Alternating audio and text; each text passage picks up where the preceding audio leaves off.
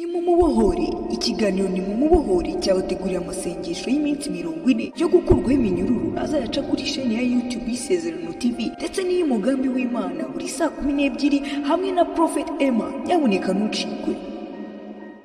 Yesu ashimwe, ndagusuhuje mu izina rya Yesu Kristo. Habwa umugisha n'Imana.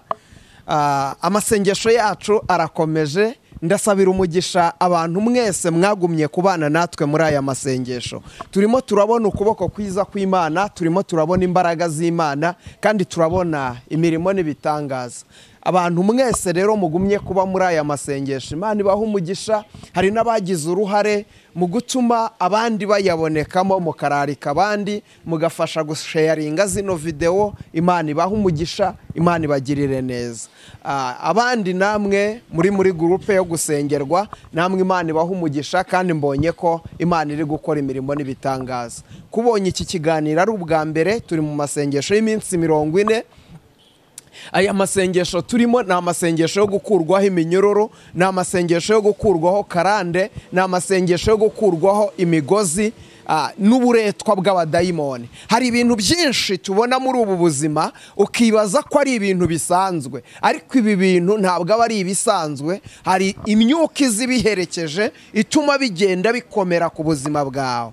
Rero tumaze iminsi ndimo nsobanura uburyo abarozi bakoresha baroga ubuzima bwawe. Hakaba n'ibimenyetso wibonaho ukamenya yuko uboshye, ukeneye kubohorwa kandi ukeneye gusengerwa Imana. Hari ibintu bikugaragaraho ukabona ko atari ibintu biri normal, ukabona ko atari ibintu bisanzwe, ukaba ukeneye gusengerwa Imana. Nge ndi Prophet Emma nk'ibisanzwe. Imana y'amahoro iguhereza umugisha, Imana y'amahoro ikugirire neza.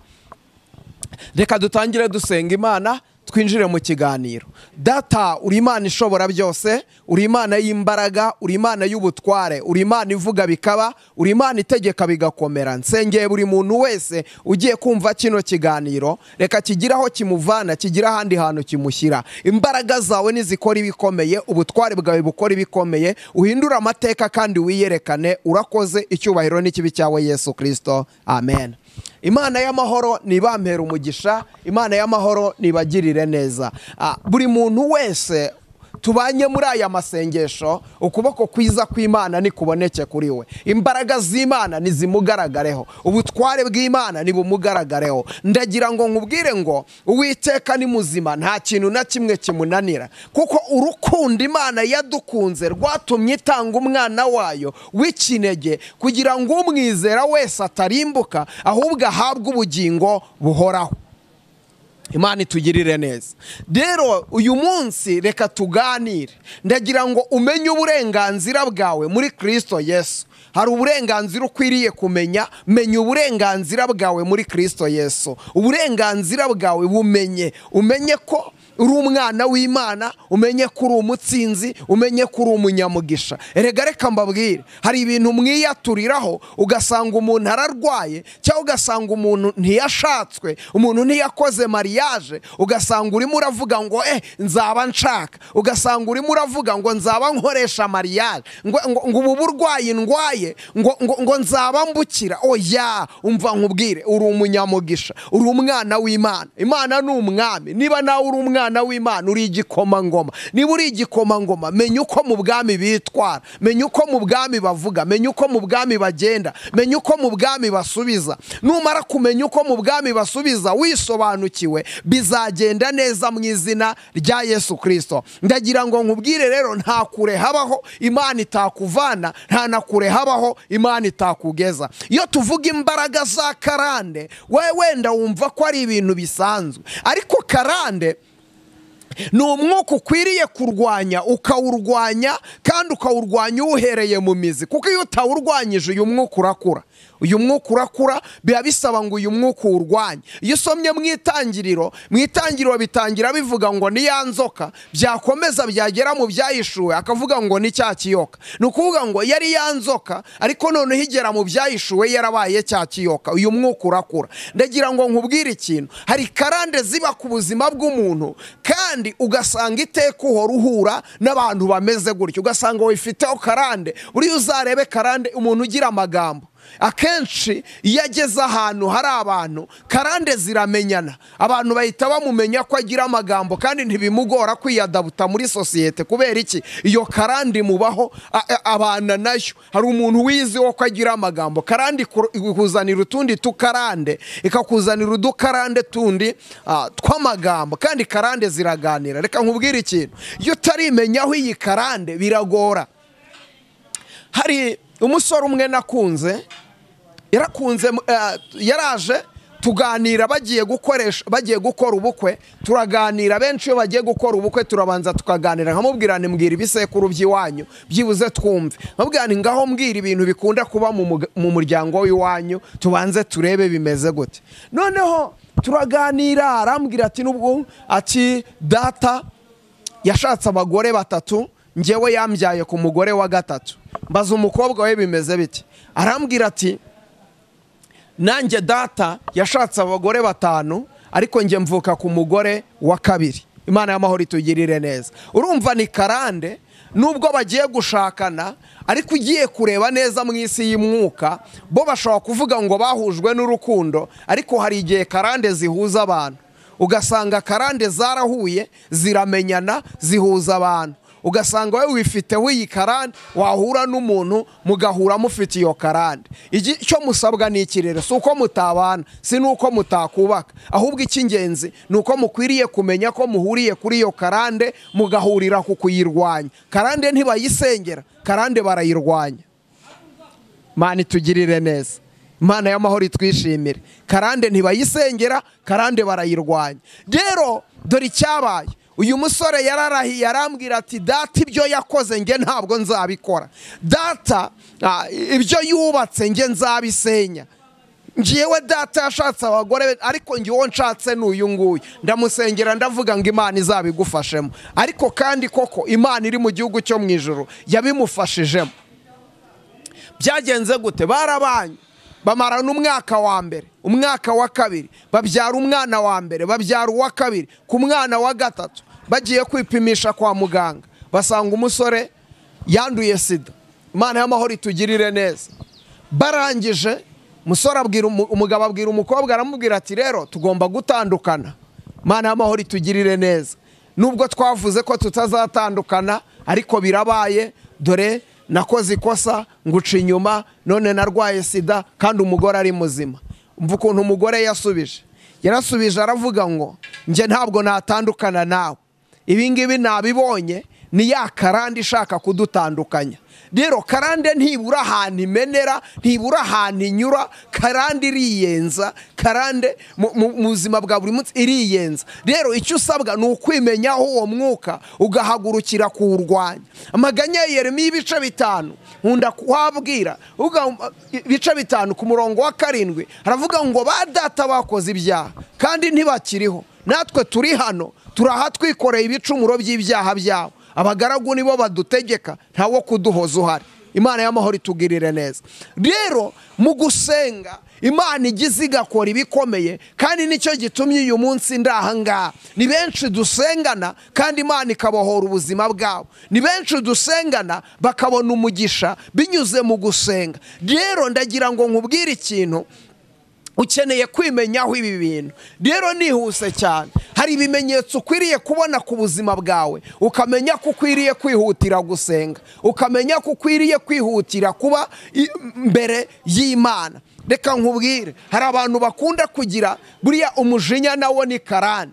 umujinya nawo uba mu kintu cy'imyuka iba ku buzima bw'umuntu. hari igihe ugira umujinya ukumva umutima urakubwira ngo umuntu urakariye mufata ikintu mukubite. ni benshi bica abantu ariko nyuma akicuza. umujinya ni dayimoni igisunikira abantu mu gukora ikibi. uyu mujinya wigeze utera umugabo witwa Mose, bituma atabasha kugera i Kanani. kubera iki? kubera kurakara gusa. ararakara abwira Abayisiraheli, arababwira ati mwebwe ndabareba.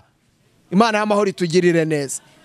bituma Imana imubwira ngo dore i Kanani ngahariye, ariko ntabwo uzagerayo. rero karande iyo utazirwanyije hari ibintu zikuvutsa kugeraho, hari ibintu zikuvutsa kubona. Imana itugirire neza.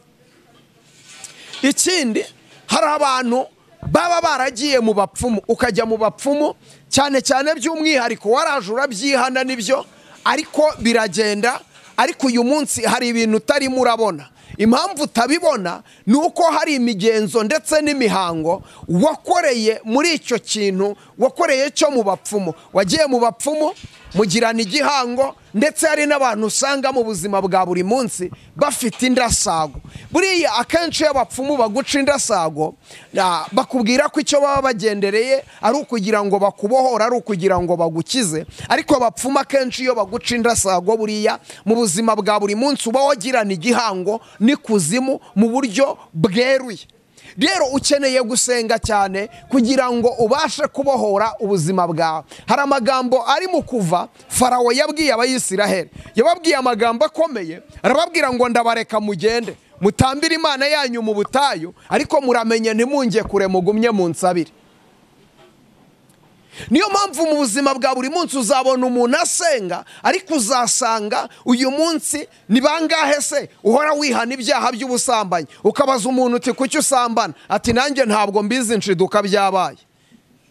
Ntabwo mbizi, nshiduka byabaye. Iteka mu buzima wisanga muri pozisiyo zituma usambana, wisanga muri pozisiyo zituma ujya mu byaha runaka, ugasanga urasubira inyuma kandi wowe utabigambiriye. Ugasanga umuntu arafata umuntu urwanye. Hari umuntu ushobora kuba buri munsi urarwana n'umuntu, urahura n'abagutuka, urahura n'abagutonganya, mbega wisanga muri pozisiyo zikujyana mu bintu nawe utateguye. Imana y'amahoro itugirire neza. Kubera iki? Hari amateka arimo yisubiramo, hari igihango, hari igicaniro wasize wubatse pyo ngiyo mu bapfumu utari wasenya. Hari ibicaniro ukwiriye gusenya kugira ngo ubashe kuba uri mu muhamagaro umeze neza. Impamvu uyu munsi wabasha gusenga, wabasha gutambira Imana, wabasha kugendana n'Imana, ariko igihe utarasenya ibyo bicaniro by'abadayimoni, ibyo bicaniro by'abazimu wasize wubatse iyo ngiyo, byanze bikunze waraje uratura nibyo, ariko hari imihango wakoze utari wasenya. Hari ibicaniro wubatse utari wasenya. Imana y'amahoro itugirire neza. Rero ndagira ngo nkubwire ikintu, ukeneye kumenya ahantu wakubitiwe, ukwiriye kumenya ahantu wababarijwe. Ijambo ryarambwiye ngo Mose umushumba w'abayisiraheli ngo iyo yaramburaga ukuboko abayisiraheli baratsindaga, abayisiraheli baraneshaga, bakanesha babisha babo. Ariko Mose ngo yahina amaboko ngo abayisiraheli bagatsindwa. Noneho ngo baza kwicara baravuga bati ni hehe turi gukubitirwa? Izi nkoni turimo dukubitwa ziraturuka hehe? Hari abantu rero bari mu rusengero badashaka kwemera ko karande zihari, badashaka kwemera ko imivumo ihari, ngo bemere basengerwe babohorwe, nibarangiza bakomeze. Karande rero zirimo zirabakubitirayo. Hari igihe ndagira ngo nkubwire iki kintu, karande ntikubuza kujya mu ijuru. Karande ntabwo izakubuza kujya mu ijuru my friend, kuko karande izatuma uzasenga nta kibazo, uzajya muri korari uririmbe, ariko uririmba ufite karande. Uzaba uri umukobwa uri aho ngaho utaranike, kandi ntibizabuza Imana kuvuga ko izagukorera ubukwe. Izabivuga pe, izabivuga. Ariko ntabwo ibi bintu bizakunda, ibi bintu ntibizakunda, ntabwo ibi bintu bizemera, ibi bintu ntabwo bizagenda. Ukeneye kubanza ukimenyaho ko ufite iyo karande. Ikindi ukeneye kubanza ukagira umutambyi, ukagira umuntu ubasha kureba, cyangwa umuhanuzi w'Imana ubasha kubona icyo kintu uko kiri ku buzima bwawe. Ntabwo Petero kuba yarahagurukije ikirema ku irembo ry'urusengero ryitwa Ryiza, ntabwo ikirema cyahagurukijwe n'ijambo Petero yavuze ngo ifeza n'izahabu ntabyo dufite, ariko icyo dufite turakiguha mu izina rya Yesu, haguruka ugende. Ntabwo iki kirema cyahise gihaguruka. Nusoma hasi aravuga ngo maze Petero amuhereza ikiganza cy'iburyo aramuhagurutsa. Zoni mashando wiribirifa, amuhereza ikiganza cy'iburyo aramuhagurutsa. Ukeneye ikiganza cy'uwasizwe kiguhagurutsa, ukeneye ikiganza cy'umutambyi kiguhagurutsa, ukeneye ikiganza cy'umuhanuzi. Imana y'amahoro itugirire neza. Ibanga riri muri ibi bintu ni ukubanza gusobanukirwa amahame yo mu bwami, ndetse n'uwo musengana n'ugusengera. Umukozi w'Imana wahisemo gusengana nawe akabanza agasobanukirwa amahame yo mu bwami. Ijambo rirambwira ngo abanyamudugudu babwire Elisa bati, arabwira ngo dore uyu mudugudu buryo uri heza nk'uko ubireba databuja, ariko imyaka yaho irarumba. Imana y'amahoro itugirire neza. Elisa yarababwira ngo nimunzanire imperezo nshya, bamuzanira n'umunyu. Ijambo riravuga ngo ajya ku isoko. Imana itugirire neza. Kujya ku isoko uzi icyo bisobanuye? Kujya ku isoko ni ukujya ku isoko y'aho ibintu byatangiriye. Imana itugirire neza. Niyo mpamvu rero ukwiriye kumenya ngo ibi bintu birapfira he, ibi bintu ni hehe bitemerera, kuki bigenda gutya, kuki biba gutya. Imana itugirire neza. Hari abantu bakomeje kumbaza bati dusobanurire ku bijyanye n'abagabo b'ijoro, ku bijyanye n'abagore b'ijoro. Abantu benshi bagira abo bantu, ukaryama nijoro ukabona umuntu murasambana, kandi ugasanga iyo gahunda arayikora neza. Ukaryama neza neza usinziriye, gahunda akayikora neza neza, ukabyuka mu gitondo uvuga uti kari kabaye. Sibyo? Kari kabaye. Abo bantu barahari, abo bantu murabanye, abo bantu muragendana. Imana y'amahoro itugirire neza. Noneho hari n'abandi bantu bikinisha. Uyu mwuka wo kwikinisha ni abadayimoni babi cyane, ni abadayimoni babi. Wibahora baswe. Uyu mwuka wo kwikinisha ni umwuka w'abadayimoni, ni umwuka w'abazimu uba ku buzima bw'abantu. Ntabwo wabasha, uyu mwuka ntiwabasha kuwigobotora, kuko burya nubwo ubona wikinisha wenyine, ariko burya ntabwo ubikora wenyine. Hari abadayimoni musambana mu buryo bw'umwuka wowe utabasha kumenya. Ukeneye gusengerwa Imana. Ukeneye gusengerwa Imana. Hari abantu bari mu rugo, ugasanga umugabo ntacyo agutwaye, cyangwa se umugore ntacyo agutwaye, ariko dayimoni yaguteje ikintu cy'umwuka w'umujinya. Wumva uhora ufite umujinya, ukumva uwo mugore ntushaka kumuvugisha, ntushaka kuvugana nawe, ntushaka. Sibyo? Ntushaka. Ikindi, dayimoni yakubujije kuryamana n'umugore wawe, ukumva waramuhuzwe, ukumva icyo kintu cyo kuryamana n'umugore wawe cyangwa n'umugabo wawe. Iyo ni imyuka y'abadayimoni, kuko dayimoni iyo aburiye hamwe afatira ahandi. Ibyo ni ibimenyetso bikwereka yuko abarozi bakuroze, kandi ni ibimenyetso bikwereka ko waboshywe. Noneho hari ibimenyetso bigaragaza ko watambweho ibitambo. Icyambere, ukimara kuryama, hari abantu bajya kuryama, ubushize narabivuze, akabona barimo bararara barota barya. Ukarota urya, cyane cyane abantu barota barya inyama z'ibintu byapfuye. Hari n'ababona barota barya inyama z'abantu, ukabona urarya inyama z'abantu. Ndetse hari n'abarota babona barimo barya inyama impinja ntoya, ukabona murimo murarya izo nyama. Menya yuko watanzweho ibitambo. Ikindi, buri uko ugiye kuryama ubona umanuka mu mwobo, kandi ukamanuka kuri esikariye ndende, ukabona ni umwobo utagira igarukiro. Umva nkubwire, watanzweho ibitambo, ukeneye gusengerwa. Ikindi, abandi bajya kubona bakabona bari mu mazi, ndetse rimwe na rimwe ukabona urarohama. Watanzweho ibitambo, ukeneye gusengerwa Imana, ukeneye kubohorwa. Ndagira ngo nkubwire ngo ukeneye kwegera umukozi w'Imana, ukaza tugasengana Imana. Muri aya masengesho byanze bikunze uzabohoka, kandi uzabona umugisha w'Imana. Ndenda gusoza, ndagira ngo tuganire kuri iki kintu. Mbonye abantu benshi basenze, Imana irababohora. Hari ikintu nababwiye, wenda nankundira azaza yitangira ubuhamya. Uyu mukobwa afite butike. Iyo butike yari yahombye, nge tujya guhura yari yahombye, kandi akambwira ati ndacuruza mu bantu bagira abakiriya, ndacuruza, ariko nshyira amafaranga muri kontwari, nkaryama ngakinga, nta wamennye urugi, nta wagize gute, ariko nabyuka amafaranga nkayabura. Akayabura.